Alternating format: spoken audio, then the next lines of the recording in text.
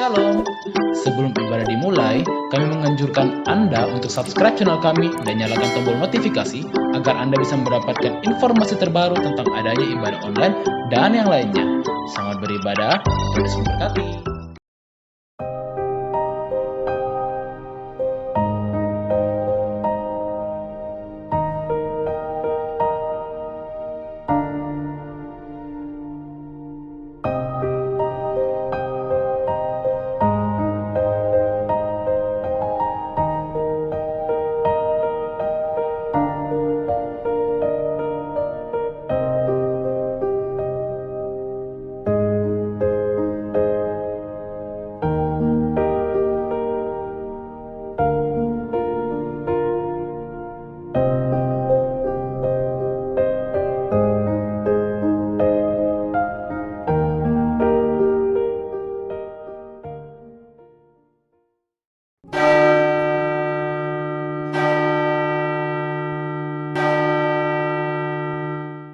Selamat pagi saudara yang dikasihi Tuhan, kita bersyukur kita boleh kembali lagi untuk menyembah Tuhan.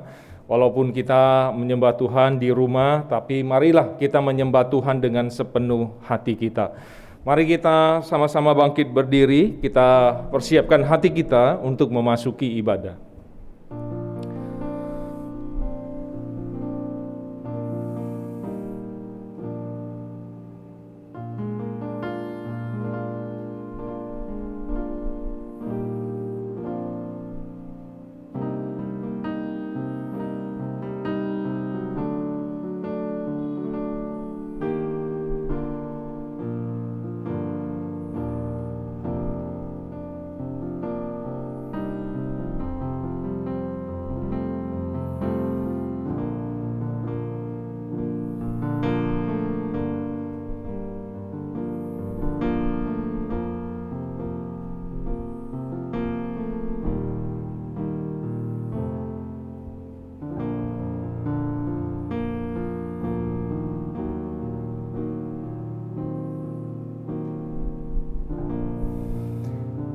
Pertolongan Engkau adalah di dalam nama Tuhan yang menciptakan langit dan bumi, yang kasih setianya kekal selama-lamanya dan yang tidak meninggalkan pekerjaan tangannya.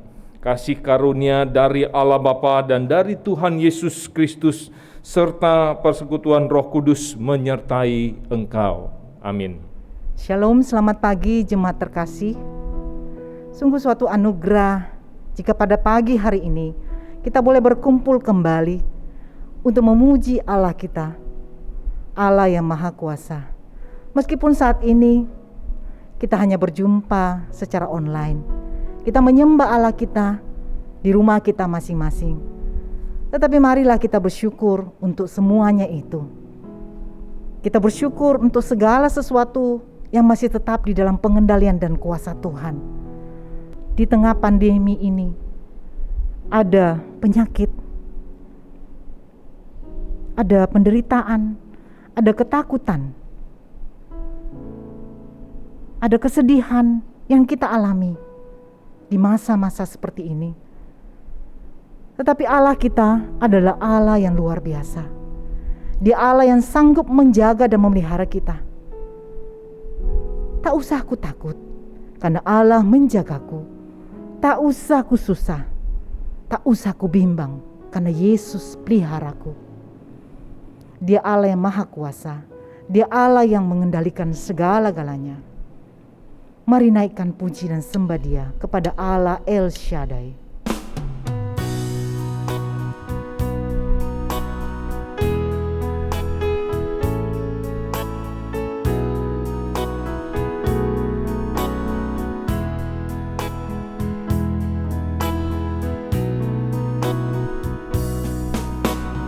Tak usah ku takut, Allah menjagaku. Tak usah ku bimbang, Yesus peliharaku. Tak usah ku susah, Roh Kudus hiburku.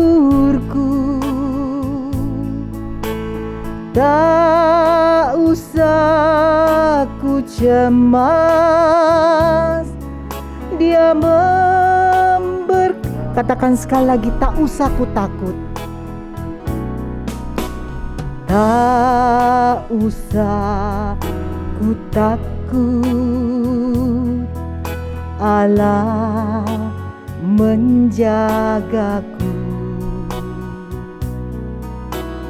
Tak usah ku bimbang, Yesus peliharaku.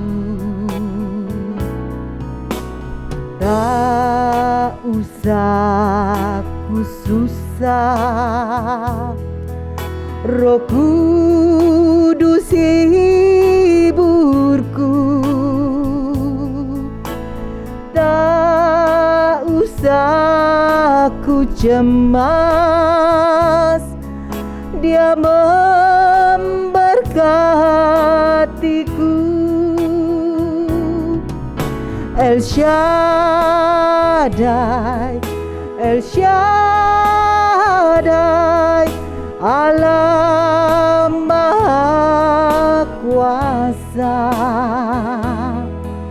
Dia besar, Dia besar,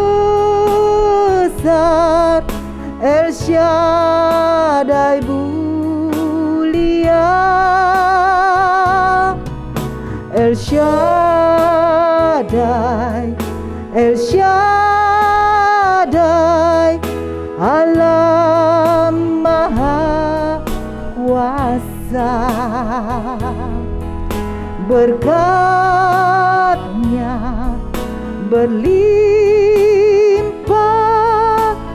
El Shaddai, El Shaddai, El Shaddai, El Shaddai, El Shaddai, Allah Maha Kuasa. Dia besar, Dia besar, El Shaddai mulia. El Shaddai, El Shaddai, Allah Maha Kuasa. Berkat-Nya berlimpah, El Shaddai. Berkat-Nya berlimpah, berkat-Nya berlimpah, El Shaddai.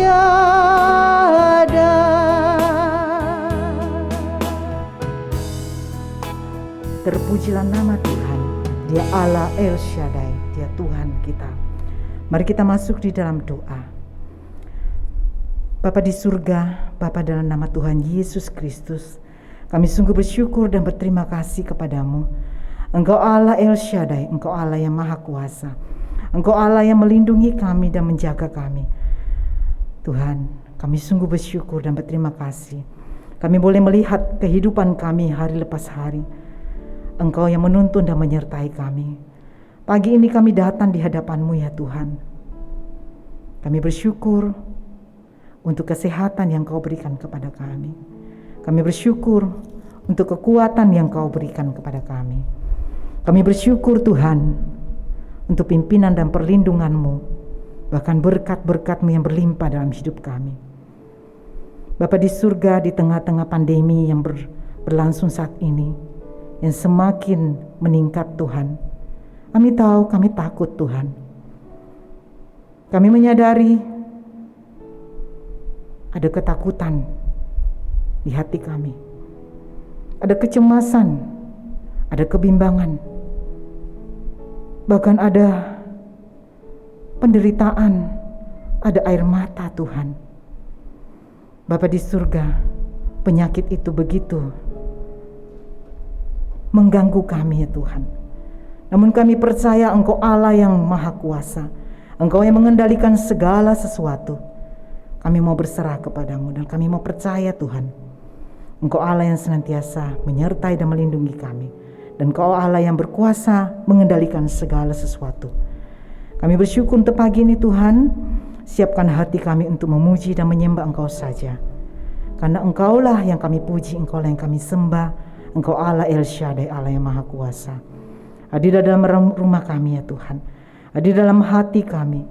Mohon pertolongan dan tuntunan Allah Roh Kudus, sehingga firman Tuhan yang disampaikan oleh hamba-Mu itu sungguh menguatkan kami, mengingatkan kami bahwa Engkau Allah yang nyata dan selalu ada bersama-sama dengan kami, menjalani kehidupan kami. Karena Engkau Allah yang berjanji menyertai kami sampai pada kesudahannya. Terima kasih Bapa di surga, dan di akhir doa kami, biarlah bersama-sama kami berdoa. Bapa kami yang di surga, dikuduskanlah nama-Mu, datanglah kerajaan-Mu, jadilah kehendak-Mu di bumi seperti di surga. Berikanlah kami pada hari ini makanan kami yang secukupnya, dan ampunilah kami akan kesalahan kami, seperti kami juga mengampuni orang yang bersalah kepada kami. Dan janganlah membawa kami ke dalam pencobaan, tetapi lepaskanlah kami daripada yang jahat. Karena Engkaulah yang mempunyai kerajaan dan kuasa dan kemuliaan sampai selama-lamanya. Amin. Haleluya, puji Tuhan. Kita tetap berdiri, bersama-sama kita akan membaca hukum yang terutama. Dengarlah Tuhan Yesus berkata, "Kasihilah Tuhan Allahmu dengan segenap hatimu, dan dengan segenap jiwamu, dan dengan segenap akal budimu." Itulah hukum yang terutama dan yang pertama. Dan hukum yang kedua yang sama dengan itu ialah, kasihilah sesamamu manusia seperti dirimu sendiri. Pada kedua hukum inilah tergantung seluruh hukum Taurat dan kitab para nabi. Puji Tuhan. Bisa kami persilakan Bapak Ibu untuk duduk kembali. Kita sungguh bersyukur Tuhan kita adalah Tuhan yang Maha Kuasa. Hanya kepada Dia saja kita bersandar.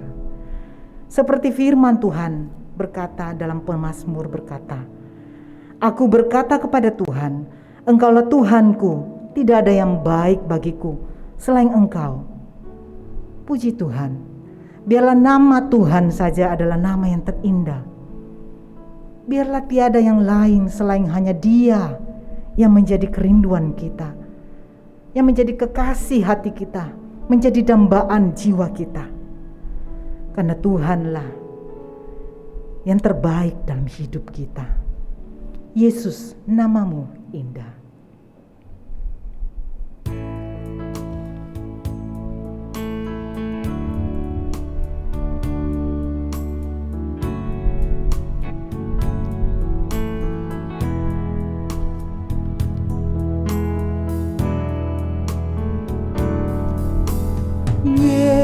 Yesus, nama-Mu indah, Kau kekasih hatiku, Kau dambaan jiwaku.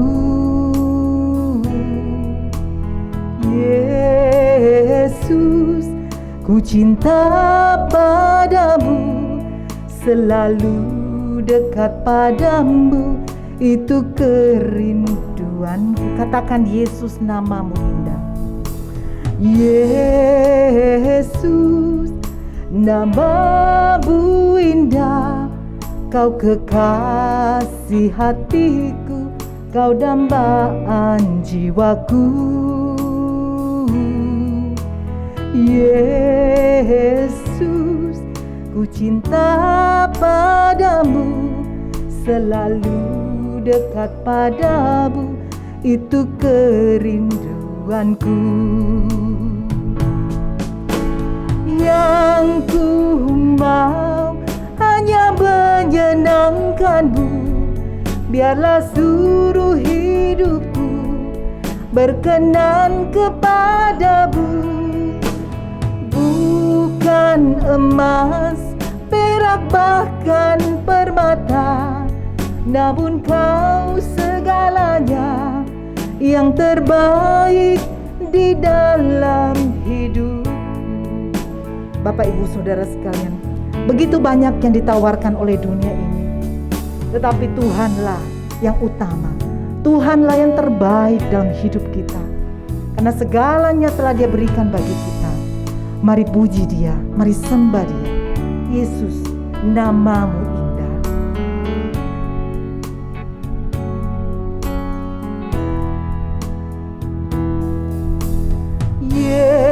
Yesus, namamu indah. Kau kekasih hatiku, kau dambaan jiwaku.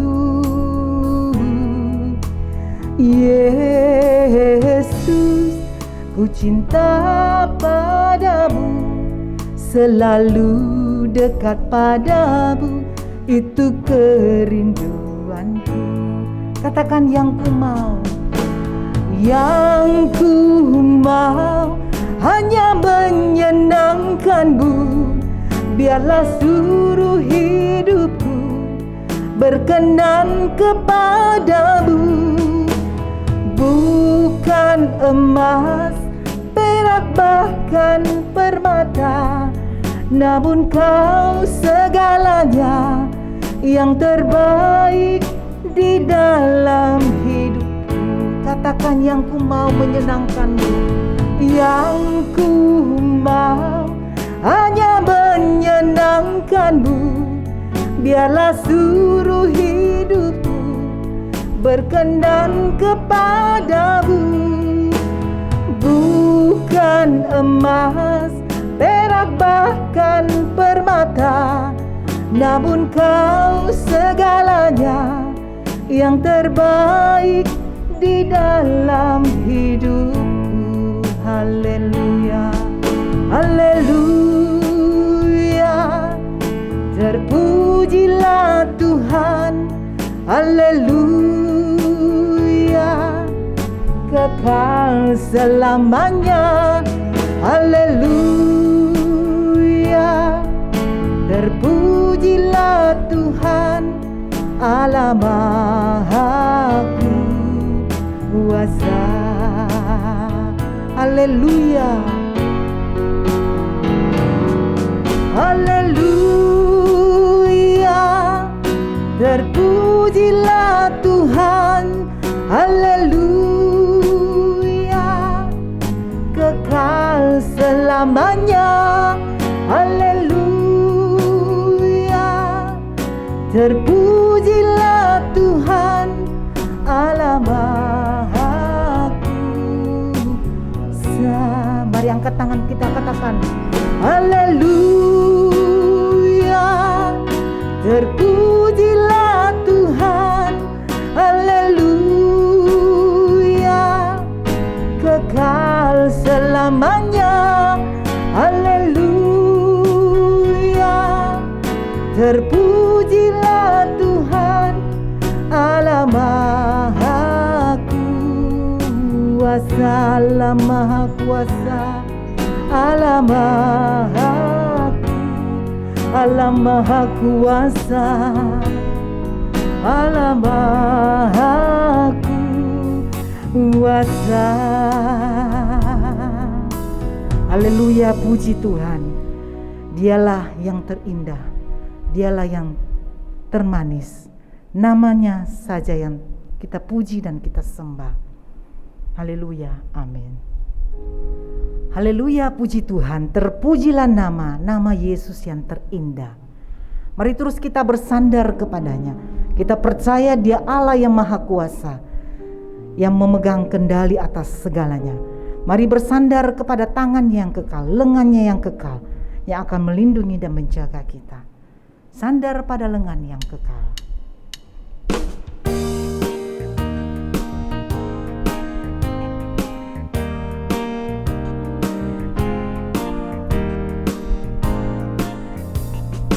Amat hiduplah senang dan bahagia, sandar pada lengan yang kekal.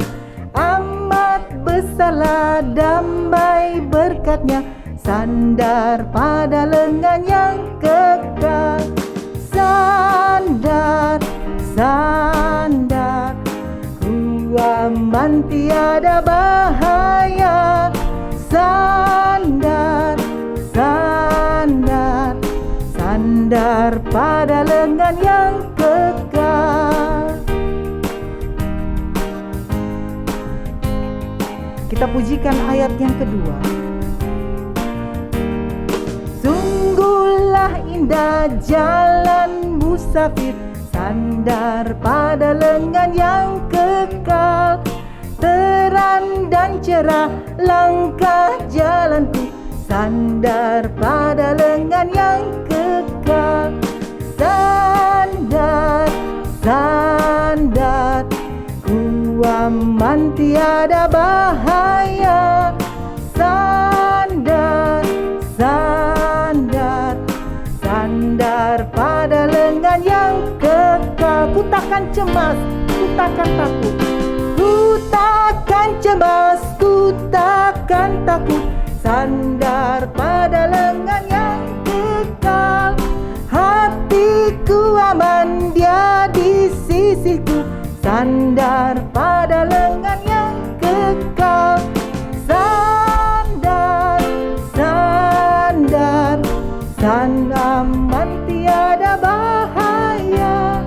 Sandar, sandar, sandar pada lengan yang, katakan sandar, sandar, sandar pada lengan yang kekal. Ku aman dan tiada bahaya.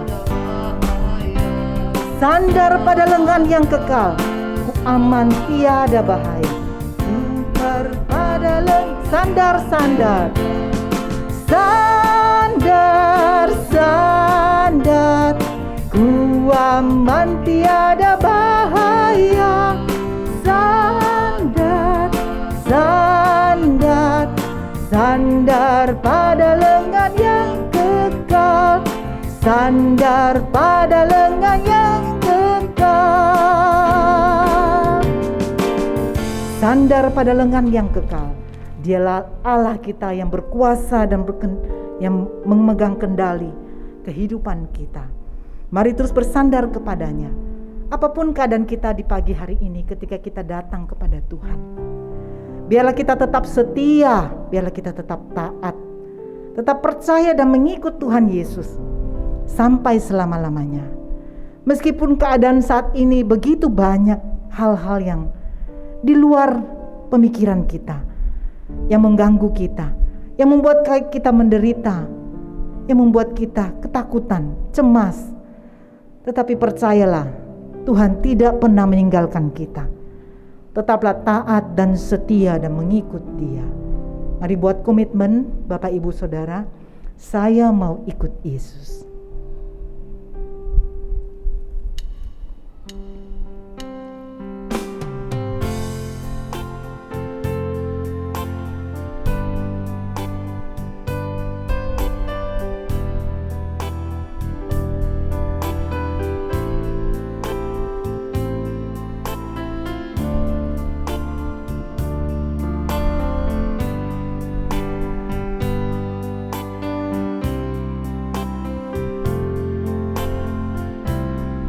Saya mau ikut Yesus, saya mau ikut Yesus sampai selama-lamanya. Saya mau ikut Yesus, saya mau ikut Yesus, saya mau ikut Yesus sampai selama-lamanya. Meskipun saya susah menderita dalam dunia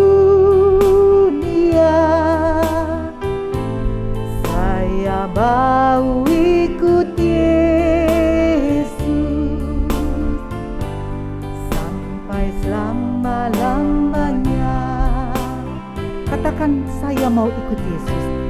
Saya mau ikut Yesus. Saya mau ikut Yesus sampai selama-lamanya.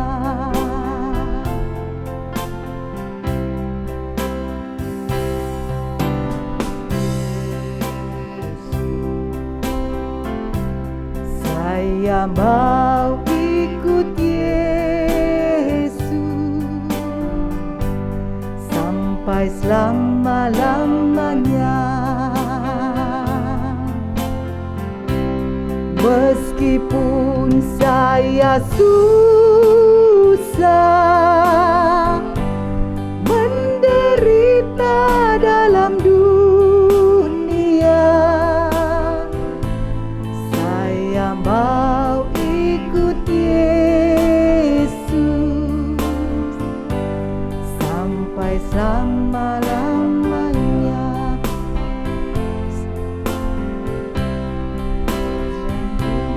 Saya susah menderita dalam dunia, saya mau ikut Yesus sampai selama-lamanya. Sampai selama-lamanya. Mengikut Yesus sampai selama-lamanya. Taat dan setia mengikut Dia sampai selama-lamanya. Sungguh kita bersyukur kepada Tuhan.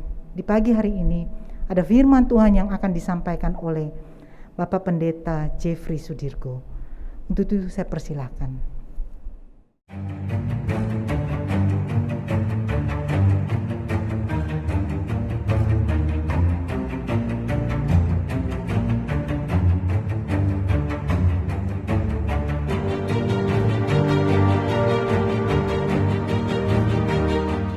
Shalom Bapak Ibu yang dikasihi Tuhan. Senang sekali saya bisa berjumpa dengan Bapak Ibu Saudara walaupun secara online.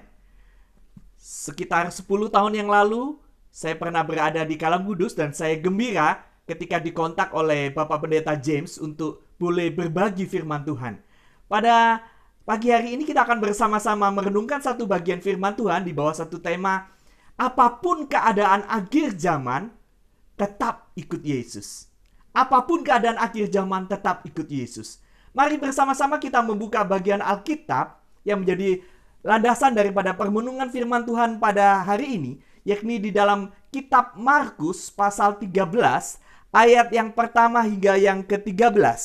Kitab Markus pasal 13, ayat yang pertama hingga yang ke-13. Ketika Yesus keluar dari bait Allah, seorang muridnya berkata kepadanya, "Guru, lihatlah betapa kokohnya batu-batu itu dan betapa megahnya gedung-gedung itu." Lalu Yesus berkata kepadanya, "Kau lihat gedung-gedung yang hebat ini. Tidak satu batu pun akan dibiarkan terletak di atas batu yang lain. Semuanya akan diruntuhkan." Ketika Yesus duduk di atas bukit Zaitun berhadapan dengan bait Allah, Petrus, Yakobus, Yohanes, dan Andreas bertanya sendirian kepadanya, "Katakanlah kepada kami, bila manakah itu akan terjadi? Dan apakah tandanya kalau semuanya itu akan sampai kepada kesudahannya?" Maka mulailah Yesus berkata kepada mereka, "Waspadalah supaya jangan ada orang yang menyesatkan kamu.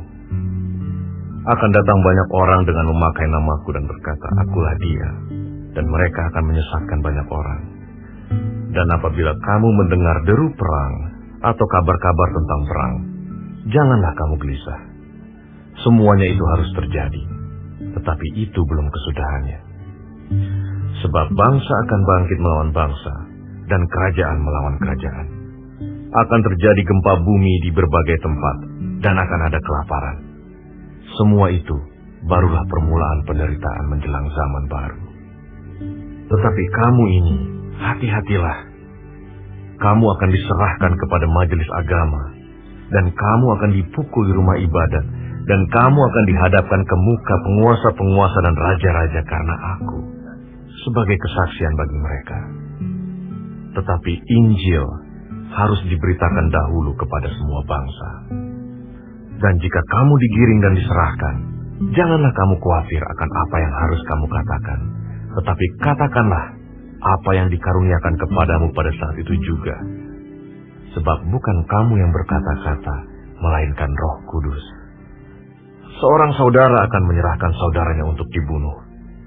Demikian juga seorang ayah terhadap anaknya. Dan anak-anak akan memberontak terhadap orang tuanya dan akan membunuh mereka. Kamu akan dibenci semua orang oleh karena namaku. Tetapi orang yang bertahan sampai pada kesudahannya, ia akan selamat. Haleluya. Berbahagialah orang yang membaca, mendengar, dan melakukan firman Tuhan di dalam kehidupannya setiap hari.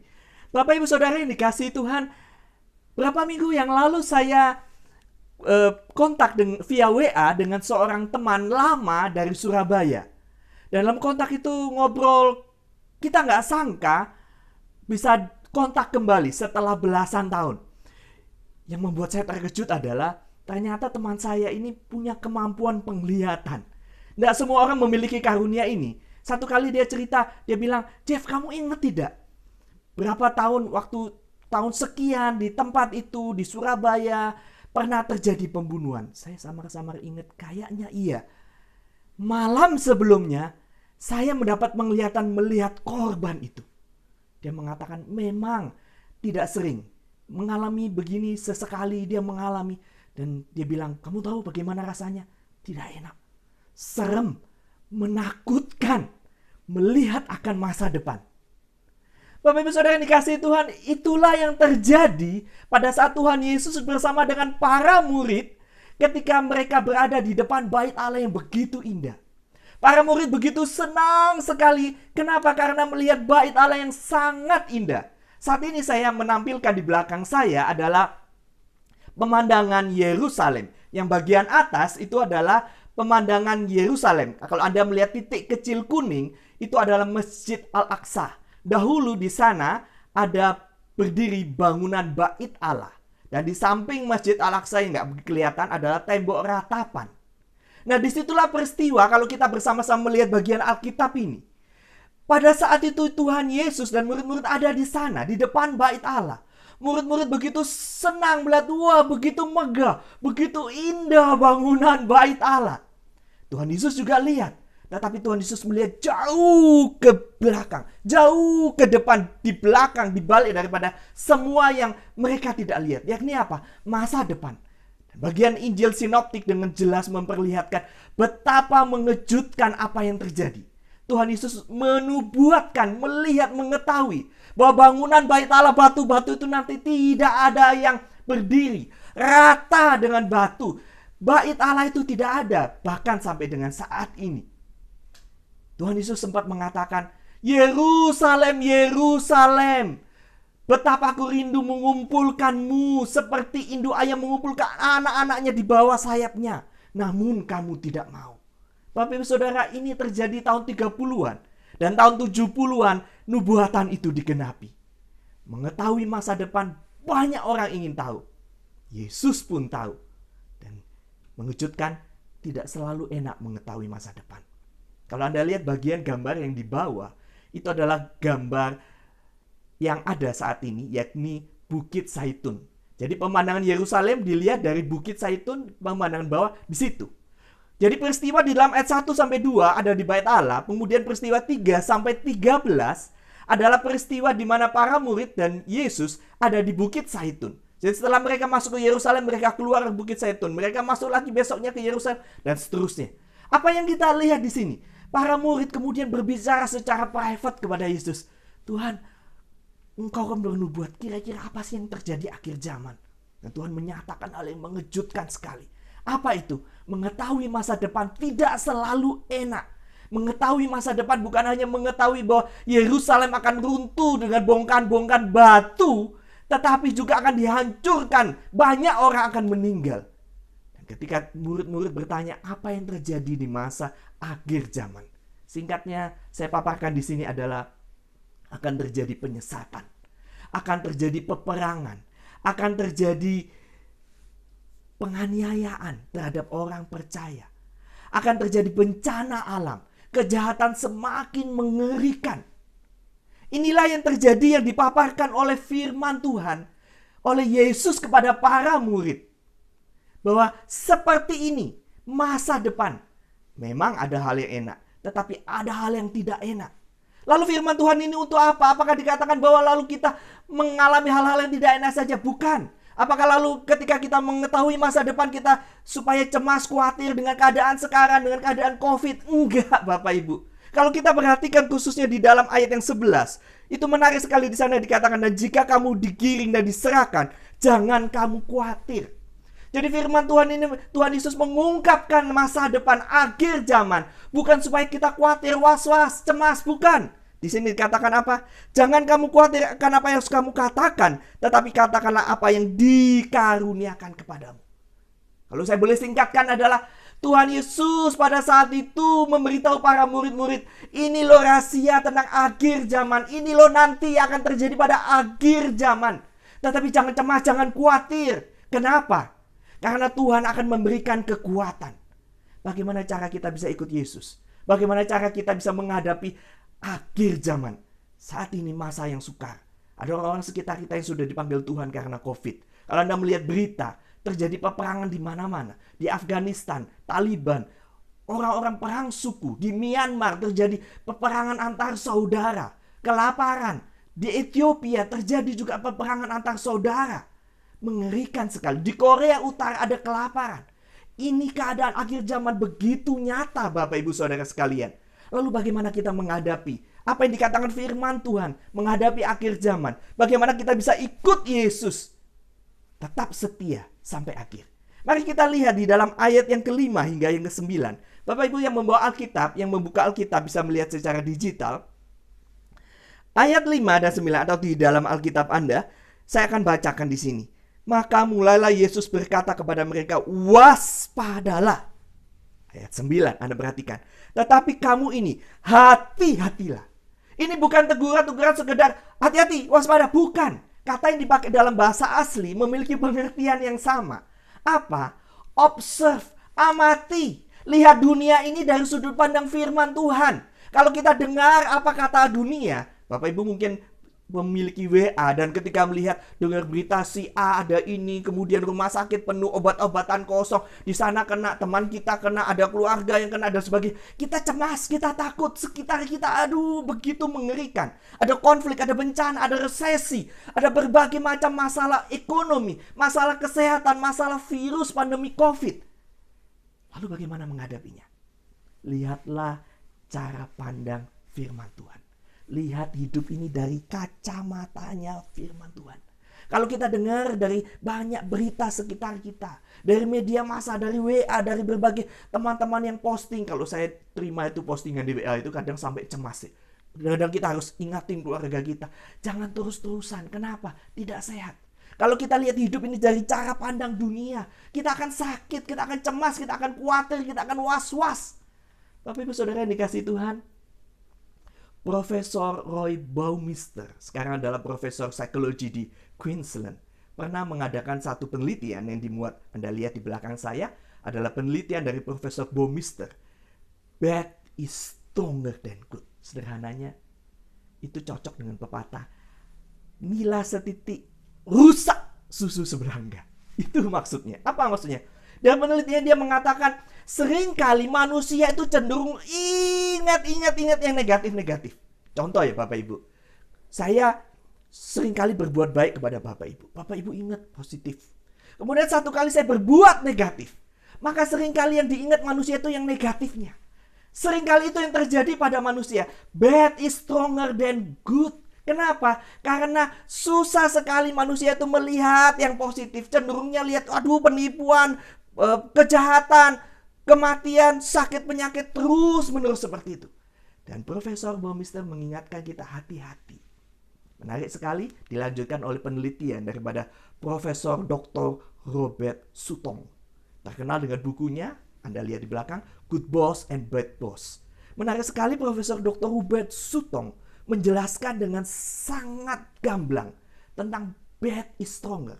Tapi ketika kita menghadapi itu bisa dieliminasi. Dengan cara apa? Dieliminasi dengan cara menghilangkan yang negatifnya. Apa itu? Fokus melihat tujuan dan prioritas. Fokus melihat tujuan dan prioritas. Bapak Ibu dikasihi Tuhan, Profesor Robert Sutton, dia mengatakan demikian. Saya akan bacakan buat setiap kita. Dia mengatakan, bad is stronger than good. Itu yang dipaparkan oleh Robert Sutton, oleh Profesor Psikologi Baumeister. Tetapi dilanjutkan penelitiannya oleh Robert Sutton. Dia mengatakan dalam buku artikelnya berjudul Bad is Stronger Than Good, Evidence-Based Advice for Bosses. Dia mengatakan demikian. As boss, you should spread joy up to the maximum. But your main task is to bring gloom down to the minimum. Wow. Apa yang saya katakan di sini? Kalau kita mendengar apa yang dikatakan oleh Robert Sutton, menarik sekali. Cara mengatasinya adalah mengeliminasi hal yang negatif dengan cara apa? Konsentrasi, fokus pada tujuan dan prioritas. Dan inilah yang dipaparkan oleh firman Tuhan ketika Tuhan Yesus bukan hanya memaparkan realitas masa depan yang tidak enak itu. Apa itu? Kita buka di dalam ayat yang 11. Di sana dikatakan demikian. Dan jika kamu digiring dan diserahkan, wow, mengerikan. Janganlah kamu khawatir akan apa yang harus kamu katakan, tetapi katakanlah apa yang dikaruniakan kepadamu. Pada saat itu juga, sebab bukan kamu yang berkata-kata melainkan Roh Kudus. Tuhan Yesus mengingatkan apa? Jangan khawatir. Ketika dia bilang waspada, hati-hati, bahasa aslinya dia bilang lihat dari cara pandang firman Tuhan. Kata yang dipakai adalah observe, lihat keadaan dunia, lihat gejolak zaman. Lihatlah bahwa tanda-tanda akhir zaman ini terus-menerus digenapi. Itu artinya apa? Akhir zaman semakin dekat. Dan semakin kita menghadapi ini, mungkin kita khawatir, mungkin kita cemas. Firman Tuhan ingatkan apa? Fokus. Fokus apa? Fokus pada tujuan kita. Fokus apa? Fokus kepada kita itu memandang dari cara pandang firman Tuhan. Bapak Ibu yang dikasihi Tuhan, ketika mengalami masalah, Tuhan itu paham kok. Ketika kita sakit, ketika kita bergumul, ketika kita cemas, Tuhan paham. Kabar baiknya, Anda tidak sendiri. Kabar baiknya, ada pengharapan dalam Yesus. Kabar baiknya, Tuhan akan kasih kekuatan menghadapi. Kabar baiknya, Tuhan akan kasih karunia kita menghadapi masalah yang sulit. Yang kedua, mari kita bersama-sama melihat di dalam ayat yang ke-13. Sebenarnya Markus pasal 13 ayat 1 hingga 13, kata kuncinya terletak di dalam ayat 13. Saya akan bacakan buat setiap kita. Kamu akan dibenci semua, 13b, maafkan saya. Markus 13 ayat 13b. Tetapi orang yang bertahan sampai pada kesudahannya, ia akan selamat. Orang yang bertahan sampai pada kesudahannya, ia akan selamat. Kata bertahan di dalam bahasa asli sebenarnya tidak cukup mewakili ini. Ada perbedaan linguistik yang sangat besar. Kata bertahan lebih mengacu kepada kita mendapatkan keberanian untuk menanggung apa yang harus ditanggung. Dan kita menghadapinya di dalam ketenangan.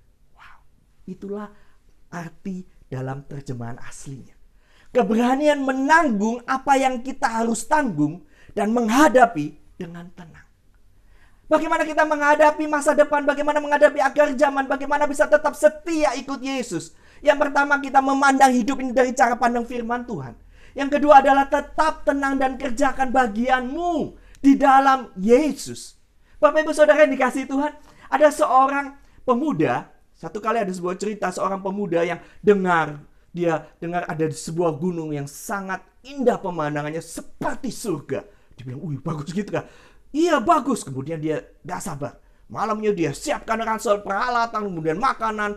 Dia ingin sampai atas gunung itu memandang pemandangan yang indah dan kemudian menikmati pemandangan itu sambil makan siang. Pagi-pagi dia kemudian berjalan. Bapak Ibu Saudara, dia berjalan dan dia dengan semangat yang tinggi dia berjalan. Akhirnya sampai di bawah kaki gunung. Di bawah kaki gunung ada penduduk setempat dan dia tahu di sana ada seorang tokoh masyarakat. Bapak ini adalah seorang kakek yang menguasai medan di gunung itu. Dan dia pintar, dia langsung bertanya kepada kakek ini. Kakek, saya dengar di sini pemandang gunung, di atas puncak gunung pemandangannya sangat indah. Saya ingin naik ke atas puncak gunung itu, kek. Sebaiknya jalan lewat mana? Kakek itu kemudian melihat pemuda ini dan kemudian berkata, ada 2 jalan. Sebelah kiri dan sebelah kanan. Kamu bisa memilihnya. Oh, kalau begitu kek, yang sebelah kiri bagaimana medannya? Yang sebelah kiri jalan bebatuan. Oh, terima kasih kek. Dia cepat-cepat pergi. Kira-kira setengah jam kemudian dia kembali. Sambil berkeringat dia bilang, aduh kek, mengerikan sekali. Bukan cuma bebatuan yang terjal dan mengerikan, saya bisa mati kecemplung jurang kek. Kek, saya mau tanya bagaimana kalau saya lewat jalan sebelah kanan? Kemudian kakek itu dengan tenang mengatakan, sebelah kanan jalan semak berduri. Oh, terima kasih kek. Kemudian dia pergi dan dia berjalan. Sambil dia berjalan, kemudian 15 menit kemudian dia kembali dan dia menjumpai kakek itu kembali.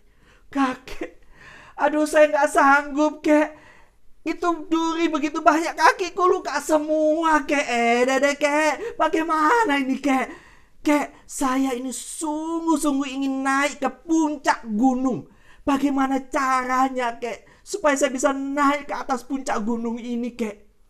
Kakek itu kemudian memandang wajah anak muda itu. Menatap dengan serius dan berkata, kamu betul-betul ingin mencapai puncak gunung? Ya kek. Kamu betul-betul mau? Ya kek. Untuk mencapai puncak gunung, kakek itu berkata, tidak ada jalan yang rata. Untuk mencapai puncak yang gunung, tidak ada jalan yang rata. Bapak Ibu Saudara yang dikasihi Tuhan, dia mengatakan, kamu harus menghadapi rintangan dan tantangan. Kamu bekerja keras terus sampai kamu nanti menikmati hasilnya di atas gunung. Pemuda ini bilang, wah, iya kek. Kakek, dia kemudian bersujud, izinkan saya kek.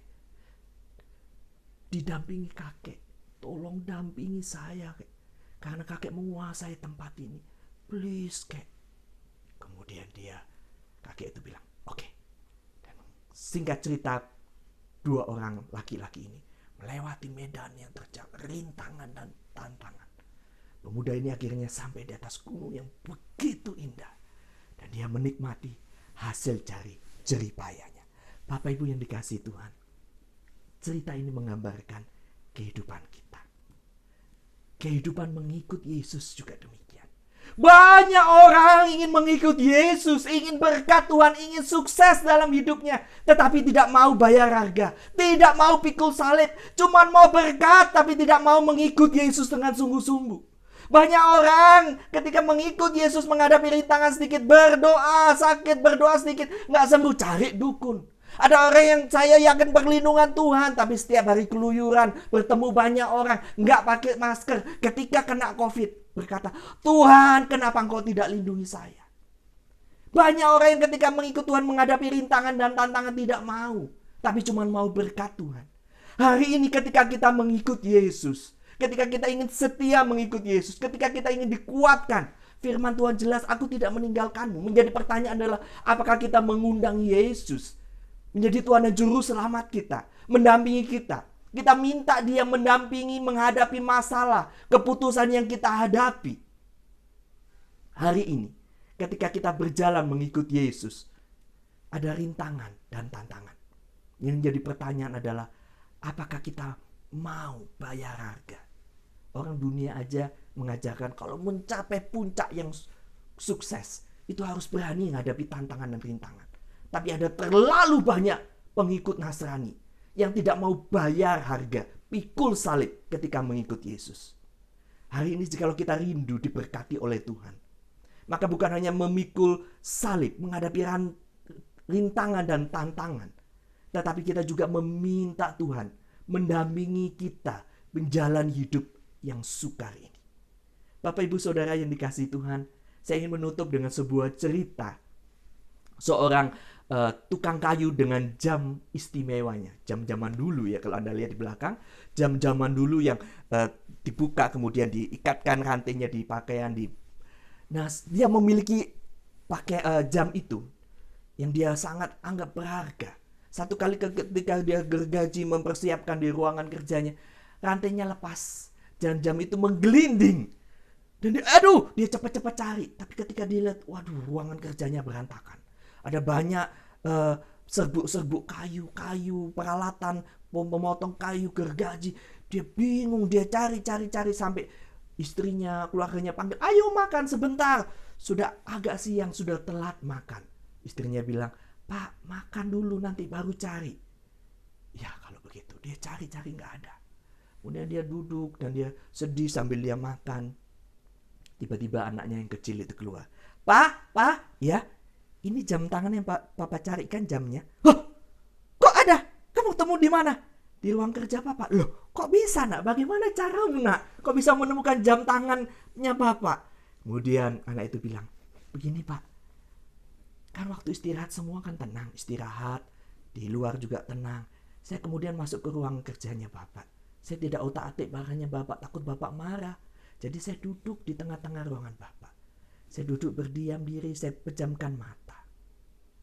Tiba-tiba, saya mulai terdengar bunyi tik-tok, tik-tok. Oh, di sebelah sana. Dia merogoh tangannya di antara tumpukan serbuk kayu. Dan dia kemudian mengambilnya. Dan dia menemukannya. Dia menemukannya dengan luar biasa. Hari ini ketika kita menghadapi masalah besar, COVID, masalah ekonomi, masalah pekerjaan, kekhawatiran, seringkali kita itu tidak memandang dari cara pandang dunia. Kita lebih dengar apa kata dunia, sehingga membuat kita was-was, khawatir, cemas, kita gelisah. Tetapi firman Tuhan mengingatkan kita memandang dari cara pandang firman Tuhan. Tenangkan dirimu. Saya ingin membacakan dari 1 Petrus 4 ayat yang ke-7. Satu bagian yang sangat indah yang mengupas, merangkumkan bagian yang kedua ini. 1 Petrus 4 ayat 7, demikian firman Tuhan. Kesudahan segala sesuatu sudah dekat. Karena itu kuasailah dirimu dan jadilah tenang supaya kamu dapat berdoa. Hari ini, jikalau Anda ingin menghadapi masa depan, jikalau Anda ingin menjalani akhir zaman ini, jangan jalani sendiri. Libatkan Yesus, minta Yesus. Jikalau Anda ingin tetap ikut Yesus setia sampai akhir, Tuhan itu akan memperlengkapi, Tuhan akan menguatkan. Caranya, libatkan Tuhan. Lihat dari sudut pandang firman Tuhan. Dan Anda akan diberkati Tuhan. Mari kita berdoa.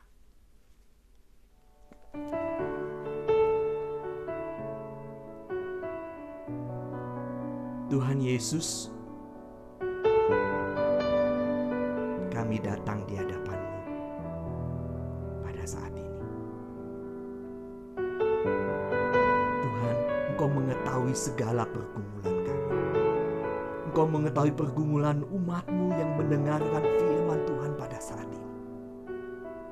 Ada di antara mereka yang berduka, Tuhan kuatkan, Tuhan hiburkan. Ada di antara mereka yang sakit dan berseru kepada Tuhan di dalam istirahatnya pada saat ini. Tuhan kuatkan iman mereka. Tuhan sembuhkan. Mungkin mereka mengalami COVID, penyakit virus yang mematikan itu. Mungkin mereka mengalami penyakit yang lain. Tuhan jangan biarkan iman mereka luntur, tapi kuatkan. Tuhan, mungkin di antara kami akhir-akhir ini sering mendengar berita yang membuat kami cemas dan khawatir. Dan hari ini kami diingatkan kembali untuk kembali kepada Yesus. Untuk melihat dari sudut pandang firman Tuhan. Tuhan tolong kami. Bapak Ibu Saudara yang dikasihi Tuhan, siapakah di antara kita yang pada saat ini ingin didoakan? Anda dapat meletakkan tangan kanan Anda di dada. Haleluya. Saya akan mendoakan setiap kita apapun pergumulan Anda. Mari kita berdoa. Tuhan kiranya boleh menjamah, memberkati, menolong, menguatkan, menegur setiap umat-Mu yang ada di dalam pergumulan. Kami mohon Tuhan di dalam nama Tuhan Yesus. Tuhan, kami sadar bahwa akhir zaman ini nyata. Kami sadar Tuhan semakin dekat Tuhan akan datang kembali. Oleh sebab itu Tuhan, tolong jangan biarkan kami jauh daripada-Mu. Tolong jangan biarkan iman kami gugur. Tolong Tuhan kami boleh tetap setia ikut Engkau. Tuhan kuatkan. Yang sakit Tuhan sembuhkan. Yang saat ini berseru kepada Tuhan, Tuhan tolong dengar doa mereka. Tuhan berikan damai sejahtera. Yang bergumul dengan usahanya, Tuhan beri hikmat hadapi jalan keluar. Yang bergumul dengan sakit penyakit, Tuhan sembuhkan dalam nama Yesus. Yang bergumul di dalam berbagai pergumulan, Tuhan kuatkan imannya. Kami mau campur tangan-Mu Tuhan. Apapun, siapapun yang saat ini berseru dalam nama Yesus, Tuhan tolong saya. Tuhan nyatakan, berikan damai sejahtera, berikan berkat-Mu Tuhan. Hamba-Mu mohon kiranya Engkau memeteraikan firman-Mu, dan biarlah kami boleh dikuatkan dan tidak tenggelam di dalam penyesatan akhir zaman, tidak tenggelam di dalam ketakutan akan peperangan, penganiayaan, kelaparan, akan kejahatan yang semakin marak. Tapi kami boleh dilindungi oleh Allah Roh Kudus. Berikan hikmat untuk jalan hidup ini Tuhan. Dengar doa kami Tuhan. Yang percaya katakan amin. Saudara, kita akan mengakhiri ibadah kita. Mari kita sama-sama bangkit berdiri. Kita naikkan pujian doksologi.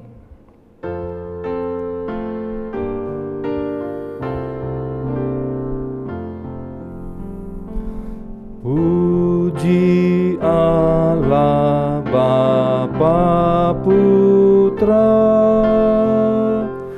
puji Allah Rohul Kudus, ketiganya yang esa. Pohon selamat sumber berkat. Amin.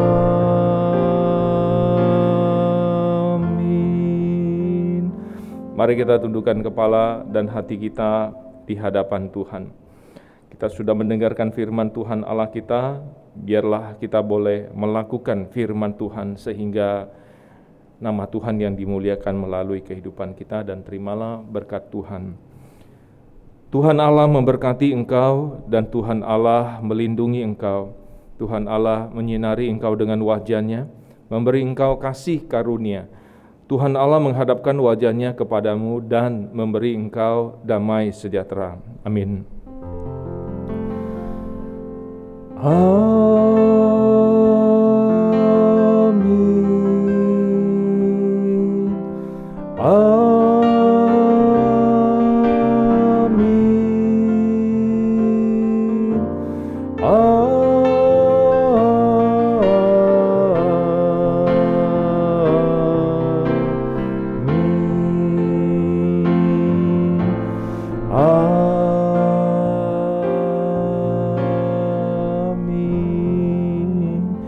Silakan duduk saudara, kita ambil waktu teduh di hadapan Tuhan.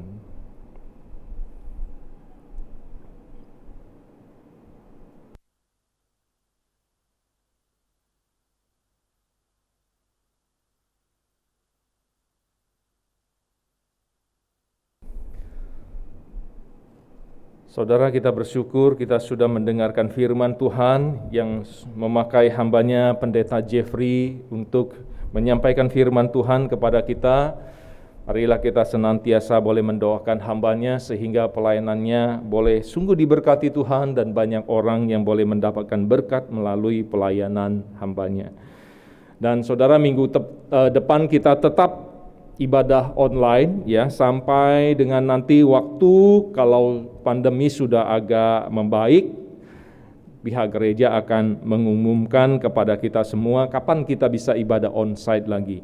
Minggu depan akan dilayani oleh Pendeta Teli Wangkai dari GKI Samyun. Mari kita boleh tetap setia beribadah kepada Tuhan.